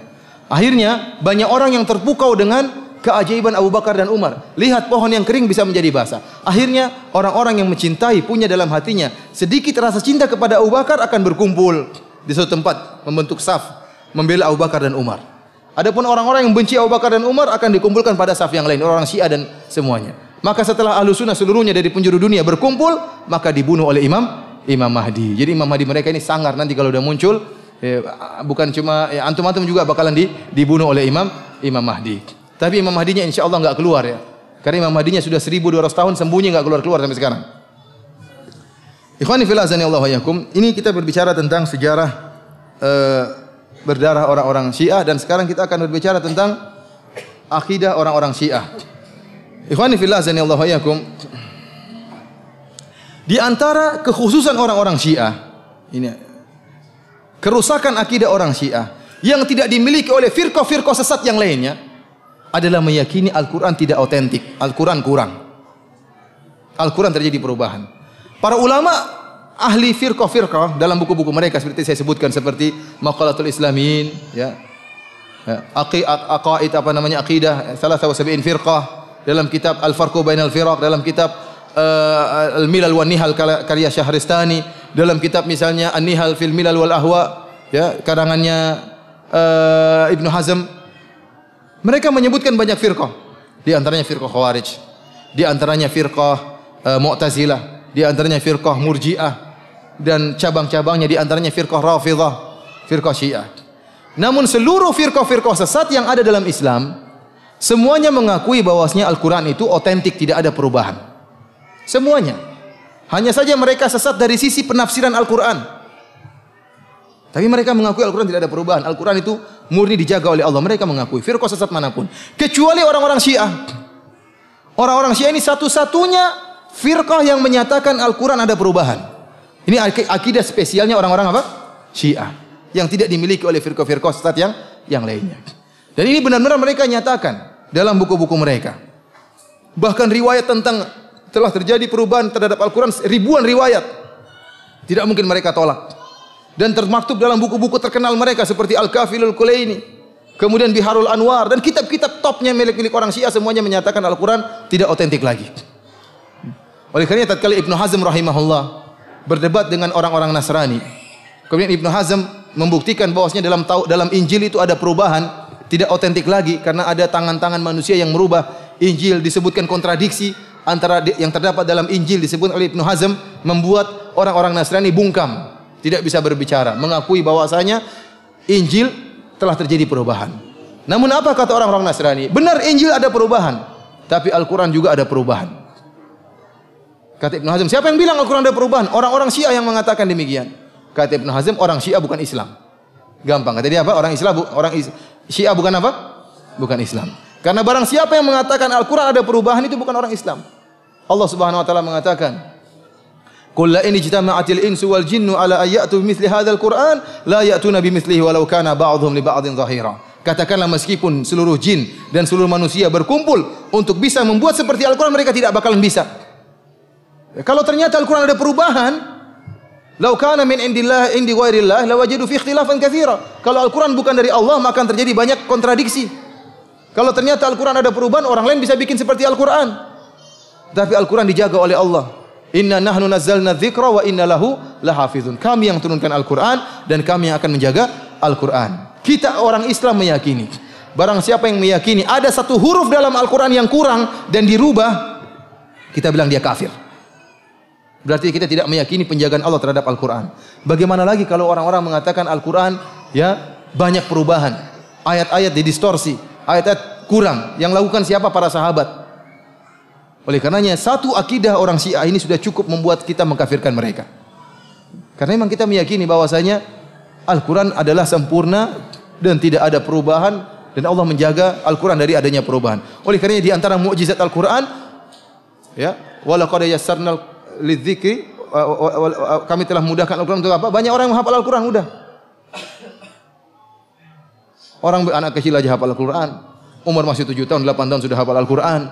Ada perubahan sedikit Al-Quran maka akan ketahuan. Tidak mungkin ada perubahan dalam Al-Quran. Namun inilah akidah orang-orang Syiah. Sampai-sampai ulama mereka yang bernama An-Nuri At-Tabarsi menulis sebuah kitab Faslul Khitab fi Tahrifi Kalami Rabbil Arbab. Penjelasan yang gamblang tentang bahwasanya Al-Quran sudah berubah. Dan dia menukil banyak perkataan ulama tentang adanya perubahan dalam Al-Quran. Inilah yang menyebabkan terjadi perkelahian di Sampang, iya atau tidak? Gara-gara meyakini Al-Quran sudah tidak otentik. Ya, orang jengkel dibilang Al-Quran tidak otentik. Kitab suci yang kita selama ini kita yakini dikatakan tidak beres. Dan meyakini Al-Quran itu kurang, ini kekufuran yang paling top. Kenapa? Kalau kita meyakini Al-Quran itu kurang atau ada perubahan, maka tidak ada kekufuran lagi. Orang boleh meninggalkan sholat, orang boleh berzina. Sekarang kalau ada orang mengatakan zina itu halal, bagaimana kita membantah dia? Kita bilang dalam Al-Quran zina haram. Maka dengan mudah dia mengatakan mungkin ayat tentang zina itu ada perubahan. Sebagaimana kata orang-orang apa? Syiah. Ada orang mengatakan jilbab tidak wajib. Kita bilang dalam Al-Quran jilbab. Itu mungkin ayat dirubah sama sahabat. Tidak bisa kita mengkafirkan orang kalau kita meyakini Al-Quran itu apa? Ada perubahan. Kalau ada yang mengatakan sholat tidak wajib, kita bilang kamu kafir. Kenapa kamu kafirkan saya? Dalam Al-Quran disebutkan Quran sholat, aqimus sholat, sholat wajib, dirikan sholat. Kata dia mungkin itu ayat yang dirubah oleh sahabat. Repot seperti ini. Jadi Syiah ini membuka pintu kesesatan selebar-lebarnya, pintu kekufuran selebar-lebarnya. Karena puncak kekufuran adalah menyatakan Al-Quran ada perubahan. Kitab suci sudah tidak ada, terus apa yang mau dijadikan pegangan? Ikhwani fillah azani Allah wa iyyakum. Di antara riwayat-riwayat yang disebut dalam kitab Al-Kulaini, karangan Muhammad bin Ya'qub Al-Kulaini dalam kitab Al-Kafi, ini Al-Kafi ini seperti Sahih Bukhari dalam kata Muhibbuddin Al-Khatib, salah seorang ulama sunnah di Mesir. Al-Kafi seperti Sahih Bukhari di sisi kaum muslimin. Orang Syiah punya Sahih Bukhari namanya Al-Kafi. Orang Syiah tidak pernah beriman dengan Sahih Bukhari. Tidak pernah beriman dengan Sahih Bukhari, tidak pernah beriman dengan Sahih Muslim, tidak pernah beriman dengan Abu Daud, Nasai dan Ibnu Majah, Musnad Imam Ahmad, mereka tidak pernah imani. Namun mereka hanya menyebutkan riwayat dari Bukhari atau Muslim yang menurut mereka mendukung mazhab mereka untuk membuat kaum muslimin menjadi bimbang. Sebenarnya mereka sudah punya buku sendiri, tidak butuh dengan Sahih Bukhari, dengan Sahih Muslim, mereka tidak pernah percaya. Mereka punya Sahih Bukhari sendiri namanya Al-Kafi Al-Kulaini. Bahkan ya, kedudukan Al-Kafi di sisi orang Syiah lebih afdal daripada kedudukan Sahih Bukhari menurut kaum muslimin. Kenapa? Karena kata mereka, kitab Al-Kafi ini setelah dikarang oleh Muhammad bin Ya'qub Al-Kulaini, dipaparkan kepada Imam Mahdi dan sudah dicek oleh Imam Mahdi.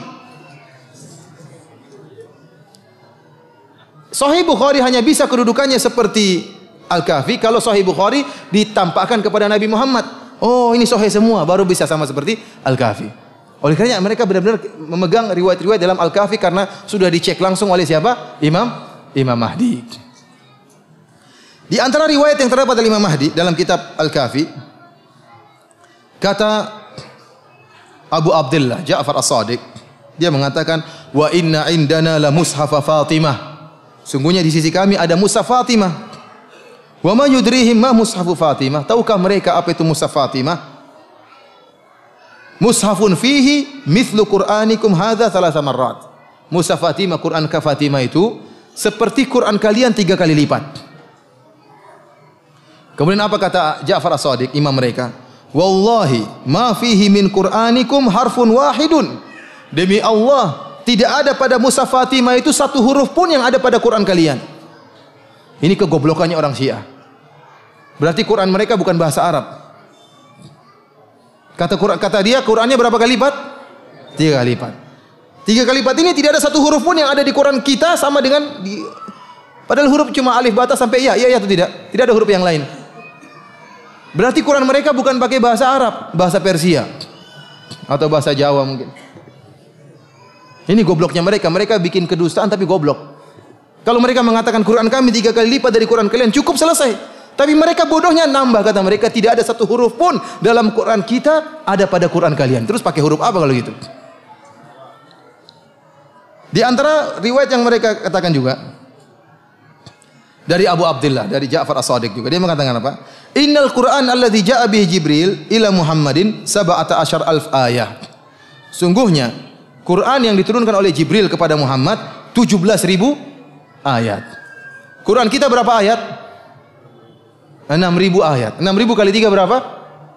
18.000. Ini juga bodoh, tidak tahu matematika. Harusnya 3 kali lipat itu 18.000, dia bilang berapa ribu? 17.000. Bahkan Dr. Al-Qazwini, salah seorang ulama Syiah abad ini, salah seorang ulama kontemporer Syiah, dia memberi contoh tentang ayat yang kurang. Kata dia dalam surat Al-Imran ayat 33, Allah berfirman, Inna Allah astafa Adam wa Nuh wa ala Ibrahim wa ala Imran ala alamin. Sungguhnya Allah telah memilih Adam dan Nuh dan keluarga Ibrahim dan keluarga Imran di atas alam semesta, dalam segala umat, di atas segala umat. Kata dia, ada ayat yang dikurangi oleh para sahabat. Harusnya Allah berfirman, Inna Allah astafa Adam wa Nuhan wa ala Ibrahim wa ala Imran wa ala Muhammadin alal alamin. Sungguhnya Allah telah memilih Adam dan Nuh dan keluarga Ibrahim dan keluarga Imran dan keluarga Muhammad Ahlul Bait di atas seluruh umat manusia. Ini kata dia contoh adanya kekurangan dalam Al-Qur'an. Ikhwani fillah azani Allah wa iyyakum. Inilah keburukan orang-orang Syiah sehingga mereka mengatakan Al-Qur'an terjadi penyimpangan. Kenapa mereka dengan tega menyatakan Al-Quran terjadi perubahan? Ya. Bahkan sebenarnya Al-Quran 17.000 ayat. Berarti dikurangi sekitar berapa? 11.000 ayat sudah hilang, ya enggak? Yang tertinggal berapa? 6.000 ayat. Kata mereka Al-Quran harusnya berapa ayat? 17.000 ayat. 17.000 ayat itu berkurang tinggal berapa? 6.000 ayat. 6.000 ayat itu bermasalah. Sudah dikurangi, dirubah-rubah, diacak-acak oleh para sahabat. Dan orang-orang Syiah sering bertakiyah, mereka mengatakan itu Wahabi saja yang mengatakan Al-Quran itu kurang. Itu kedustaan mereka. Quran kami sama dengan Quran kalian. Lihat kami baca Quran kami. Itu bohongnya orang-orang Wahabi. Ini takiyahnya orang-orang apa? Syiah. Kita bilang memang benar, yang kamu baca memang Quran sama dengan Quran kami. Karena memang mushaf Fatimah itu cuma hayalan, khurafat, tidak ada. Karena mereka meyakini Quran mereka lagi dibawa sama Imam Mahdi. Ya. Capek bawa 3 jilid mungkin berapa? Sembunyi dalam gua tidak keluar-keluar bawa Al-Quran. Nanti kita akan lihat dia bukan cuma bawa Al-Quran. Taurat, Zabur juga dia bawa semuanya. Capek dia mungkin belajar 1200 tahun belajar Al-Quran, Taurat, Injil, Zabur, Suhuf Ibrahim dan Musa semua ada sama dia. Jadi memang tidak ada mushaf Fatimah di sini, mereka tidak ada. Cuma yang jadi masalah, benar Quran kami sama dengan Quran kalian. Tetapi keyakinan kami terhadap Al-Quran tidak sama dengan keyakinan kalian terhadap Al-Quran. Orang Iran kalau di Madinah, mereka juga baca mushaf Madinah cetakan Saudi. Memang boleh sama yang dibaca, tapi keyakinan berbeda, tidak sama keyakinan kami dengan keyakinan kalian terhadap Al-Quran. Keyakinan kami Al-Quran sempurna, tidak ada kekurangan. Keyakinan kalian terhadap Al-Quran tidak sempurna, ada kekurangan dan ada perubahan. Sebagaimana Allah kami dengan Allah kalian sama, tapi keyakinan kami terhadap Allah berbeda. Nabi Muhammad sama, Nabi Muhammad kamu dengan Muhammad kami. Tetapi keyakinan kami terhadap Nabi Muhammad tidak sama dengan keyakinan terhadap Nabi Muhammad. Alinya kami sama dengan alinya kalian. Sama atau beda? Sama, tidak ada bedanya. Tapi keyakinan kami terhadap Ali tidak sama dengan keyakinan kalian terhadap Ali bin Abi Thalib radhiyallahu taala anhu. Dan yang lebih menyedihkan ikhwani fillah azanillahu, orang-orang Syiah, ya, selain mereka menyatakan Al-Quran sudah terjadi perubahan, ini sudah cukup membatalkan mereka. Di antara kekufuran yang mereka lakukan terhadap Al-Quran, kata mereka Al-Quran tidak mungkin ditafsiri kecuali oleh imam. Kecuali oleh imam. Jadi mereka mengatakan bahwasanya Al-Quran itu ya dijelaskan oleh Nabi kepada Ali bin Abi Thalib saja, yang lain tidak ada. Kemudian dari Ali bin Abi Thalib kepada imam berikutnya, kepada Hasan, kemudian kepada Husain, kemudian kepada Muhammad Al-Baqir, kemudian kepada Ja'far As-Shadiq, sampai kepada Imam 12 sekarang yang lagi sembunyi di Sirdab. Sehingga mereka mengesankan bahwasanya ada agama Ahlul Bait. Ini yang sering masyarakat tertipu. Mereka mengatakan, agama kita Ahlul Bait. Kita yang lebih ngerti tentang agamanya Rasulullah SAW karena kita Ahlul Bait. Ya. Sementara orang-orang di luar Ahlul Bait, mereka tidak paham tentang agama Rasulullah. Coba kalau kamu di rumah yang lebih paham tentang agamanya bapak kita siapa? Ya kita anaknya yang lebih paham. Jadi yang lebih paham tentang agamanya Nabi Muhammad siapa? Ali bin Abi Thalib, anaknya Fatimah. Orang awam langsung termakan. Oh iya benar ya. Berarti ada agama khusus Ahlul Bait. Seakan-akan ada agama khusus Ahlul Bait, ada agama di luar untuk selain Ahlul Bait. Ini kedosaan besar. Kita bilang, ya akhi, kalau memang yang tinggal di rumah Nabi lebih paham tentang agama Nabi, kalau gitu Aisyah yang lebih paham. Lebih banyak dengan siapa? Apakah Nabi lebih banyak bersama Aisyah atau bersama Fatimah? Lebih sering bersama siapa Nabi? Sama Aisyah istrinya. Lebih sering bersama Aisyah daripada Fatimah dan Ali. Ali menikah sama Fatimah, sudah tinggal di rumah yang lain. Harusnya yang lebih ngerti agama Aisyah daripada kalian-kalian ini. Kemudian apakah Ahlul Bait cuma orang-orang Syiah? Banyak Ahlul Bait yang Ahlus Sunnah banyak. Yang tidak berpemahaman seperti kalian. Jadi mereka mengesankan bahwasanya ada agama khusus buat Ahlul Bait. Ini tidak benar, tidak benar. Rasulullah SAW diutus oleh Allah rahmatan lil alamin, untuk seluruh umat. Wa anzalna ilaika dzikra litubayyana lin-nas ma nuzila ilaihim. Kata Allah Subhanahu wa taala, kami turunkan kepada engkau wahai Muhammad Al-Qur'an litubayyana lin-nas, agar engkau wahai Muhammad jabarkan kepada seluruh manusia. Jadi tidak ada agama khusus buat satu orang, dua orang, tidak ada. Agama ini apa namanya? Untuk semuanya. Untuk semuanya. Rasulullah SAW mengatakan, nadarallahu imra'an sami'a maqalati fa'au'aha fawa'aha. Ya. Kemudian kata Nabi SAW, farubba muballaghin au aminas sami', atau afqahu minas sami', atau kama qala Nabi SAW. Ya. Kata Nabi SAW, semoga Allah memberikan cahaya kepada orang yang mendengar perkataanku, kemudian dia sampaikan kepada yang lainnya. Memang agama ini untuk disebarkan, bukan untuk sekedar agama khusus Ahlul Bait. Ini adalah khurafat yang didengung-dengungkan oleh orang Syiah. Sekarang seakan-akan Nabi mengkhususkan Ali bin Abi Thalib dengan ilmu tertentu yang tidak diberitahukan kepada para sahabat yang lain. Ini kedustaan besar. Ini ketidakadilan. Seakan-akan yang masuk surga hanya Ahlul Bait. Terus kita yang bukan Ahlul Bait bagaimana? Yang anaknya Pak Ijo dan Pak Imin ini bagaimana? Ikhwani fillah Allah. Ini di antara khurafat yang mereka lakukan. Pertama, mereka mengatakan Al-Quran sudah tidak otentik. Yang kedua, mereka mengatakan Al-Quran tidak mungkin ditafsiri kecuali oleh imam. Sekarang imammu mana kok belum muncul-muncul? Nah, mereka punya riwayat dari imam-imam sebelumnya. Oleh karena saya katakan tadi, riwayat mereka paling top bukan kepada Nabi, tapi kepada imam. Antum buka kitab Al-Kafilul Kulaini, semuanya qala Ja'far As-Shadiq, qala Abu Abdullah, bukan qala Muhammad sallallahu alaihi wasallam. Kenapa? Karena untuk sampai kepada Muhammad harus lewat sahabat, iya enggak? Sahabatnya kafir semua ya. Sudah riwayat enggak sampai, kalau gitu riwayat tidak sampai kepada Muhammad, sampai aja kepada imam mereka. Karena bagaimana mereka bisa meriwayatkan riwayat sampai ke Rasulullah kecuali melewati apa? Para sahabat. Sementara para sahabat semuanya apakah? Kafir. Kalau gitu riwayat mereka cuma sampai kepada imam-imam mereka. Oleh karenanya mereka mengatakan, jika imam telah berkata hujjah, imam itu seperti Nabi. Bahkan imam itu langsung dari Allah Subhanahu wa taala. Oleh karenanya bagaimana mau sama agama kita dengan agama mereka? Agama kita adalah agamanya yang dibawa oleh Muhammad sallallahu alaihi wasallam, agama mereka adalah agamanya imam. Makanya mereka dikatakan dengan Syiah al-imamiyah. Syiah yang meyakini masalah keimaman. Bahwasanya imam merupakan rukun Islam dan imam bisa mengkhususkan Al-Qur'an dan imamlah yang paham tentang Al-Qur'an. Tidak ada yang bisa paham kecuali qayyim, kata mereka. Tidak ada yang paham tentang Al-Qur'an kecuali imam dari imam-imam mereka. Dari sini kita paham bagaimana kebatilan mereka terhadap pemahaman terhadap Al-Quran. Dan ingatlah, kita tidak bakalan bisa nyambung kalau berdebat dengan mereka. Mustahil antum bisa berdebat dengan mereka. Kenapa? Kalau antum mendatangkan ayat, ini ayatnya begitu, mereka bukan begitu tafsirnya. Itu tafsiran kalian. Tafsiran Ahlul Bait tidak seperti itu. Tidak bakalan nyambung. Inna Allah ya'murukum an tathbahu baqarah. Allah mengatakan, Nabi Musa berkata, sungguhnya Allah memerintahkan kalian untuk menyembelih sapi. Kata mereka sapi adalah Aisyah. Gimana nyambungnya? Bisa nyambung kalau mereka. Kita gimana nyambungnya? Sapi di zaman Bani Israel kok Aisyah? Mereka bisa nyambung. Kata mereka misalnya, marajal bahraini yaltaqiyan, bainahuma barzakhun la yabghiyan. Ya. Bahwasanya ada dua lautan apa? Yang bertemu. Kata mereka dua lautan ini adalah Fatimah dan Ali. Bainahuma barzakhun la yabghiyan, di antara keduanya ada halangan sehingga kedua laut ini tidak bisa bertemu. Katanya halangan tersebut adalah Nabi Muhammad sallallahu alaihi wasallam. Ini tafsiran ngaco. Berarti dua laut tidak bisa bertemu, berarti Ali enggak pernah ketemu sama Fatimah ya. Tapi mereka ini laut ditafsirkan Ali dan Fatimah. Tafsiran-tafsiran tidak nyambung. Tapi menurut mereka itulah tafsiran mereka. Antum tidak bisa berdebat sama mereka karena meskipun taruhlah kita sama-sama sepakat Al-Qur'an otentik, tafsirannya bakalan berbeda. Mereka punya tafsir-tafsiran kebatinan seperti tadi. Yakhruju minhuma lu'lu'u wal marjan. Keluar dari lautan tersebut lu'lu' wal marjan. Ya. Maksudnya Hasan dan Husain. Repot seperti ini. Tafsiran-tafsiran mereka yang kacau balau itu terdapat dalam buku-buku mereka.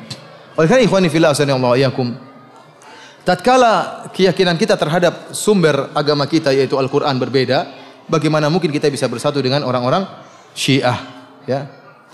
Tatkala kita mengatakan lihatlah Aisyah radhiyallahu taala anha dibela oleh Allah dalam Al-Qur'an. 15 ayat Allah turunkan untuk menyatakan Aisyah bukan pezina. Kata mereka itu bukan Aisyah yang dimaksud Allah tapi Zainab. Repot seperti itu. Enggak bakalan nyambung, benar ini. Tidak bakalan nyambung dengan mereka. Dan jangan pernah berharap bersatu dengan mereka.